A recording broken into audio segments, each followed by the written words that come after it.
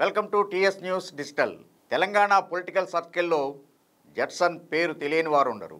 YS Rajasekhara Reddy హయాంలో Telangana corporation చైర్మన్గా కూడా పనిచేసినటువంటి జడ్సన్ మొట్టమొదట కేసీఆర్ మీద కాంగ్రెస్ తరఫున పోరాటాన్ని ప్రారంభించిందే జడ్సన్ గారు. అలాంటి జడ్సన్ ఈ రోజున కాంగ్రెస్ పార్టీ అధికారంలో ఉన్నా కూడా ఇండిపెండెంట్గా గ్రాడ్యుయేట్స్ కాన్స్టిట్యున్సీకి ఎమ్మెల్సీగా పోటీ చేయాల్సినటువంటి అవసరం ఎందుకు వచ్చింది? పార్టీ తరఫున ఎందుకు పోటీ చేయట్లేదు? అలాగనే అసలు ఆయన రాజకీయ జీవితంలో జడ్సన్ గారు చూసినటువంటి ఎత్తుపల్లాలు ఏంటి? ఇవన్నీ కూడా ఆయన మాటల్లోనే స్వయంగా తెలుసుకుందాం మన టీఎస్ న్యూస్ డిజిటల్లో. Sir thanks for your time. Thank you. నమస్కారం సార్, అసలు మొట్టమొదట మీ రాజకీయ ప్రస్థానం ఎలా ప్రారంభమైంది? వరంగల్లో ఒక గాంధీయవాది ఠాకూర్ హరి గులాబ్ సింగ్ అని కాంగ్రెస్ పార్టీ సేవాదళ అధ్యక్షుడు ఉంటే 1987లో 8th క్లాస్ మా ఇంటి దగ్గర కొంతమంది ఆయన దగ్గరికి రెగ్యులర్ క్లాస్కు పోయేటోళ్ళు. వాళ్ళు ఎంబడి పోయినప్పుడు కాంగ్రెస్ పార్టీ సిద్ధాంతాలు 1-2 సార్లు విన్న తర్వాత ఇంటర్మీడియట్ 89లో జాయిన్ అయిన తర్వాత డైరెక్ట్ ఎన్ఎస్వేలో ఇంత వరంగల్ మీ ఎడ్యుకేషన్ అంతా వరంగల్ ఎన్ఎస్వేలో జాయిన్ కావడం జరిగింది. అక్కడికి వెళ్ళి విద్యార్థి దశ ఉద్యమాల నుండి నేను కాంగ్రెస్ పార్టీలో 93లో జిల్లా ఎన్ఎస్వై కార్యదర్శి, 97లో రాజశేఖర రెడ్డి గారిని ఫస్ట్ టైం కలవడం. ఓకే. అప్పుడు వరంగల్లో ఏబి వెంకటేశ్వర్లు గారు సూపరింటెండెంట్ ఆఫ్ పోలీస్ ఉండే. ములుగు దగ్గర జాకారం మందుపాత్ర పేరుడు. అదే టైంలో రాజశేఖర రెడ్డి గారు వరంగల్కు రావడం, ఆయన కాన్వాయ్ పైన ఆ పోలీసుల చనిపోయిన దాని కోపంతో పోలీసులు లాఠీ చార్జ్ చేయడం, మాకు దెబ్బలు తగడం, తర్వాత రాజశేఖర రెడ్డి గారిని కలవడం, ఇక అట్లా ఆయనతోని ఆకర్షితులై ఆయనతోని ప్రయాణం చేయడం జరిగింది. సో 97లో మొదలైంది? లేదు, 89 అఫీషియల్. 89 అఫీషియల్. 93లో నేను ఆల్రెడీ జిల్లా ఎన్ఎస్వై కార్యదర్శి. ఎన్ఎస్వై అంటే స్టూడెంట్ విభాగానికి ఉన్నారు, కానీ యాజ్ ఏ పొలిటీషియన్ అంటే నేను ఈక్వల్ టు జిల్లా కాంగ్రెస్కు సమానంగా నేను కార్యక్రమాలు చేస్తున్నాను. ఏది ఎన్ఎస్వై ఈక్వల్ టు. ఎందుకంటే 1994లో F-16 యుద్ధ విమానాలు అమెరికా పాకిస్తాన్కు సప్లై చేసింది. దాని మీద ఫస్ట్ ప్రోగ్రామ్ నాది. బెనర్జీర్ బొట్టో డిస్టి బొమ్మ, బిల్ క్లింటన్ బొమ్మ డిస్టి బొమ్మ గాలబెట్టడం జరిగింది. అంటే Pakistan right from college days మీరు చాలా ఎనర్జెటిక్ గా అంటే పాకిస్తాన్ కొన్న ఏ యుద్ధ విమానాలైనా భారతదేశం మీద ప్రయోగిస్తాయి కాబట్టి అవి అమ్మద్దని మొదటి ప్రోగ్రామ్ నాది. అదే దాదాపు నేషనల్ లెవెల్ ప్రోగ్రామ్ అప్పుడు 93లో చేసిన.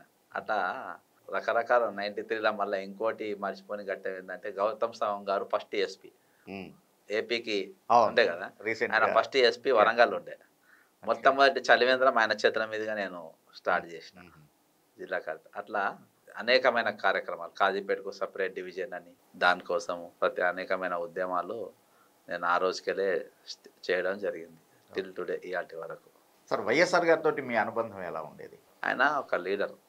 ఆయన ఎదుటోని ఎదుగేటట్టు చేసుకుంటా, ఎదుగుదల చేసుకుంటా ఆయన ఎదిగేటోడు. ఆయన పక్కా గ్రూప్ మెయింటైన్ చేసేటోడు, గ్రూప్ లీడరు. అట్లా అని ఆపోజిట్ గ్రూప్ వాళ్ళని కూడా గౌరవించేటోడు. అంటే ఒక లీడర్కు ఫాలోవర్కు ఉండాల్సిన సంబంధాలు ఎట్లా ఉండాలనేది ఆయన చూపించింది. పర్ఫెక్ట్ ఎగ్జాంపుల్గా ఉండేవాడు. The perfect example. నేను 2009లోనే ఎమ్మెల్యే కావాలి. 2004లో ఏపీ వికలాంగుల కోఆపరేటివ్ కార్పొరేషన్ చైర్మన్గా నన్ను చేసిండు. నేను అదేం అడగలే, ఆయననే ఇచ్చిండు. ఆయన కేవీపీ రామచంద్రరావు గారు. కేవీపీ రామచంద్రరావు గారికి ఎక్కువ ఇంట్రెస్ట్ ఉండేనంట, నాకు తెలియదు సెలక్షన్లో. కానీ ఆయనతో చెప్పి ఈయనైతే బాగుంటుంది అని చెప్పి ఇవ్వడం జరిగింది. తర్వాత నన్ను 2006లో కరీంనగర్ బై ఎలక్షన్స్ అయింది. ఆ బై ఎలక్షన్స్లో నేను బాగా పనిచేసిన. ఇక అట్లా వాళ్ళు ఏ టాస్క్ ఇచ్చినా కానీ నేను సక్సెస్ఫుల్గా పనిచేసిన. ఇవాళకి నేను వాళ్ళ దగ్గర ఉన్న తరబీదును బట్టి ఏందో తెగింపు కానీ, లేకుంటే ఉన్నట్టుగా చెప్పడం కానీ, మనం నమ్ముకున్న వాళ్ళ కోసం గట్టిగా నిలబడడం కానీ, నేను లీడర్ అవ్వడం కంటే ఎదుటి లీడర్గా చేయాలనే ఒక ఇంట్రెస్ట్ కానీ చాలా తక్కువ మందిలో ఉంటుంది. అవునవును, రియల్. అది వాళ్ళు నేర్పించారు. ఇవాళ కూడా అదే విధంగా కొనసాగుతున్నాం. జాతీయ స్థాయిలో కూడా నేను 5-6 రాష్ట్రాల్లోనే ఇన్ఛార్జ్గా పనిచేసిన. ఉన్నప్పుడు జాతీయ గుర్తింపు కూడా నాకు రాజశేఖర రెడ్డి గారు ఉన్నప్పుడే చాలా. ఇంకా గొప్పతనం ఏంటంటే రాష్ట్రానికి ఎవరు ఇన్ఛార్జ్ వచ్చినా మీ అటు పోతుంటే అక్కడ కనబడితే ఆ సంబంధించిన నాయకుడిని పరిచయం చేయగలుగుతారు, చేసేటోళ్ళు. ఇదివరకు కట్ చేస్తారు, ఇప్పుడు కట్ చేస్తారు. అవునవును. అప్పుడు పరిచయాలు చేసేటోడు. ఇంక్లూడింగ్ దిగ్విజయ్ సింగ్ గారు కానీ, దిగ్విజయ్ సింగ్ గారిని నన్ను డైరెక్ట్ కేవీపీ గారే పరిచయం చేశారు, లేక్యూ గెస్ట్. కాబట్టి వాళ్ళు అసొంటలు పుట్టరు. నేను అనుకుంటా అవి సింగిల్ పీసులే. అంటే ఒక ధైర్యం కావాలి సార్. ఏంటంటే ఒక కామన్ మ్యాన్ను ఒక లీడర్గా చూసే ధైర్యం అందరికి ఉండాలి. అది రాజశేఖర రెడ్డి గారు యాక్సెప్టెన్సీ అనేది ఉండాలి. ఉండదు. అది నేను జడ్సన్ ఒక ఎమ్మెల్యేగా చూసే శక్తి నాకుంది అనే దమ్ము వీళ్ళిద్దరికే ఉండే.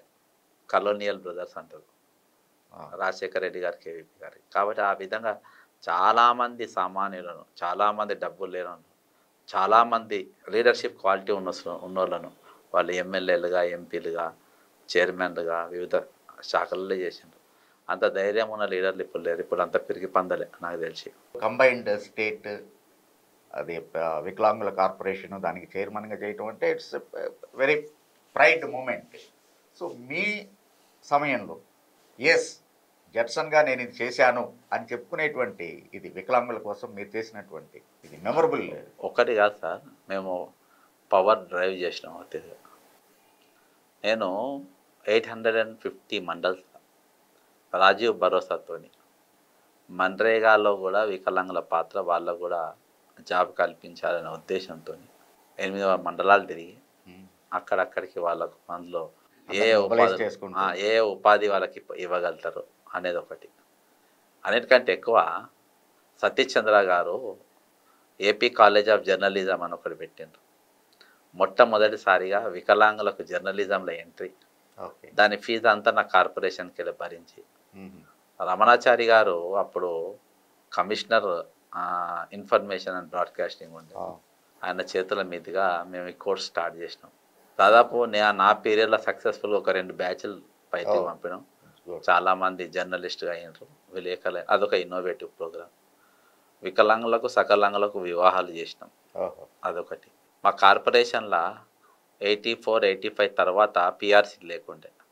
దాదాపు 4 పిఆర్సీలు ఒకే దఫాలో 4 పిఆర్సీలు శాంక్షన్ చేసినాం.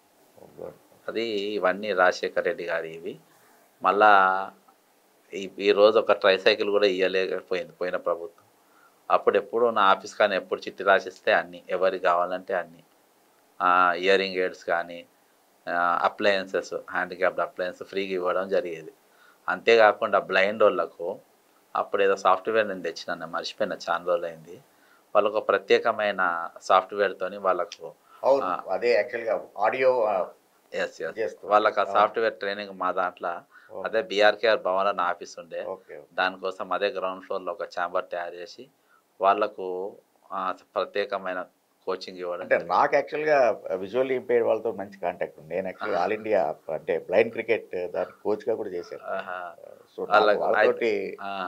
అయితే ఈ కోచ్ ఈ క్రికెట్ దీనికి కూడా నేను కార్పొరేషన్కి వెళ్ళి చాలా ఫండ్స్ ఇచ్చిన. నాకు తెలిసి గుర్తుంది, నాకు Kothapeta court back side ground లో టోర్నమెంట్ అయింది. నాకు అదే నేను ట్రై టు రీకలెక్ట్. అక్కడ మనం కలిసాం, ఆర్గనైజ్ చేసింది. అవును.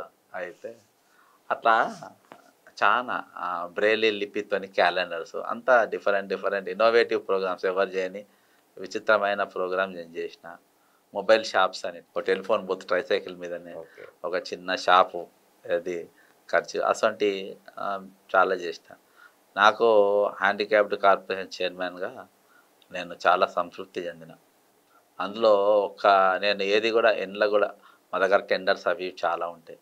నేను ఏ రోజు ఒక టెండర్ నేను ఇన్వాల్వ్ కాలేదు, ఏ రోజు పలానానికి టెండర్ ఇవ్వమని చెప్పలేదు, ఏ రోజు కూడా నేను ఎందులో కూడా ఇన్వాల్వ్ కాలేదు. అసలు నా ప్రమేయం కూడా ఉండేది కాదు. నేను ఏది ఇచ్చినా మంచి మెటీరియల్ ఇవ్వాలి, వాళ్ళు కంప్లైంట్ రాకుండా చూసుకోవాలి అని చెప్పిన. కాబట్టి ఆ రోజులల్లో రాజశేఖర రెడ్డి గారు చనిపోయిన తర్వాత రాజశేఖర రెడ్డి గారికి దగ్గర ఉన్న కార్పొరేషన్ చైర్మన్ అందరిపైన సిఐడి ఎంక్వైరీలు కానీ అవి చాలా జరిగినాయి. మా దాంట్లో అవన్నీ జరిగినప్పటికీ నా పైన ఎక్కడ కూడా ఒక చిన్న మచ్చ కూడా కానీ డాగు కానీ లేకుండా మేము సక్సెస్ఫుల్గా చాలా ట్రాన్స్పరెంట్గా చేశారు. చాలా ట్రాన్స్పరెంట్గా చేసిన. నాకు వచ్చే జీతభత్యాలతోనే 4 రూపాయలు కూడబెట్టుకున్నా. తక్కిన దాంతో నేను లైఫ్ స్పెండ్ చేసిన. నేను హ్యాపీగా, నేను దేనికైనా లెక్క చెప్పగలుగుతా నా దగ్గర ఉన్న ఏదో.